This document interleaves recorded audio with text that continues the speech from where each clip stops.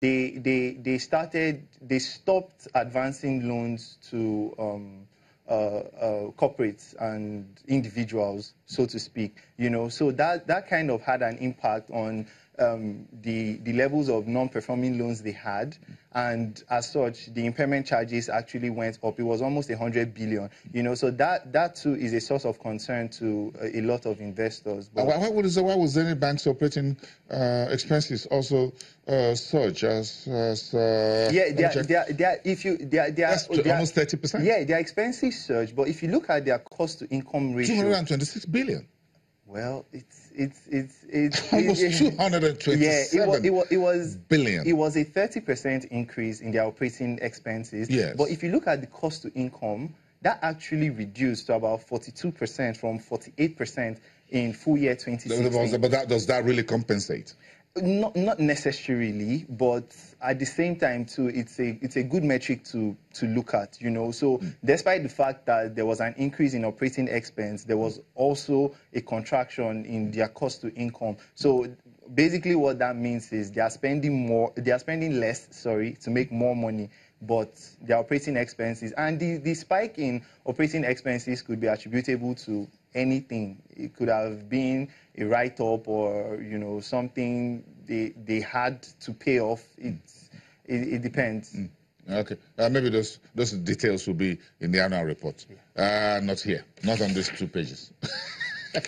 There are always a lot more in the annual report, by the way. Let's look at Seplat very quickly. Yeah. And this is a very, some analysts say it's a very strong recovery in profitability for this EMP. Yeah, it was. They went from a loss of about 45 billion in 2016 to making 81.1 billion in profit as at full year 2017. The loss in 2016 was largely due to the fact that, we were in a recession, oil prices tanked, there were some issues with the Forcados terminal, which is their major export route. Facility, yes, so there were some issues with that. So their production volumes actually declined, and as such, it had a negative impact on both their top and bottom lines. But as at full year 2017, we saw that, following the recovery in oil prices, there were the economy came out of a recession. I find it very interesting that the cost of average production cost is also about $6. Yes, compared with $8 the previous year. $8 per barrel. So that speaks to a couple the NNPC is doing $20 per barrel.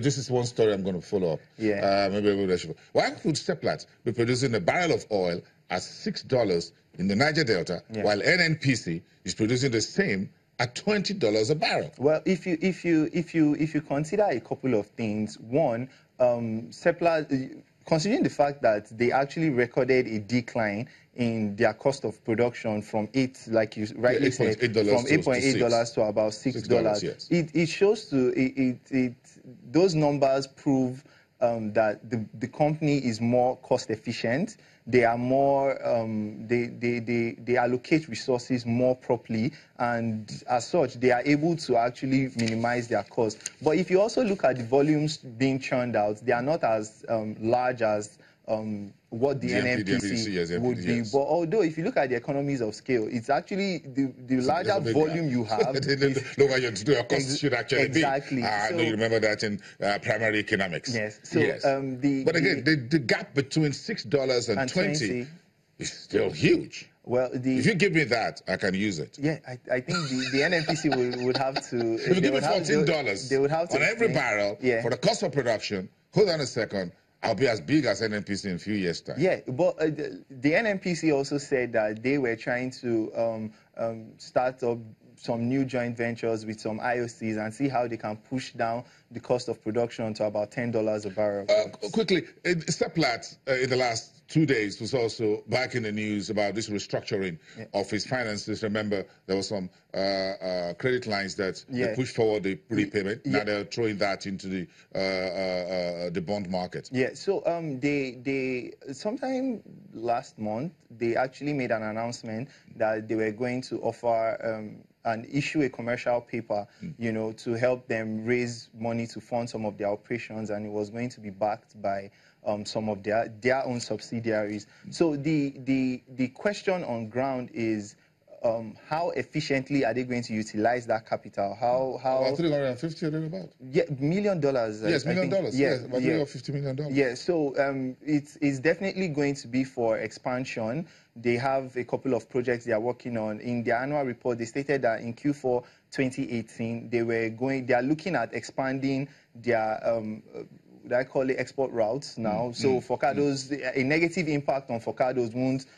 So there isn't going to be a repeat of 2016, basically, you know. So I think that's where a large part of that money is going to go to, and then as well as trying to see how they can also lower their costs, increase their efficiency, and, you know, boost overall profitability for the company. But anyway, that makes sense if you're trying to increase that on the oil side, sorry, on the crude oil side, on the gas as side, well, because it looks like gas business last year was also very sweet for Seplat. Yeah, it was, but their gas business actually grew astronomically, but the vast majority of their income still comes from their crude production. But like I said, part of the things they want to do moving into 2018 is not necessarily reduce the focus on their crude production, but also expand the focus on their gas production to also boost their income from that line. They have some organic ambitions and all of that. Yes, maybe some acquisitions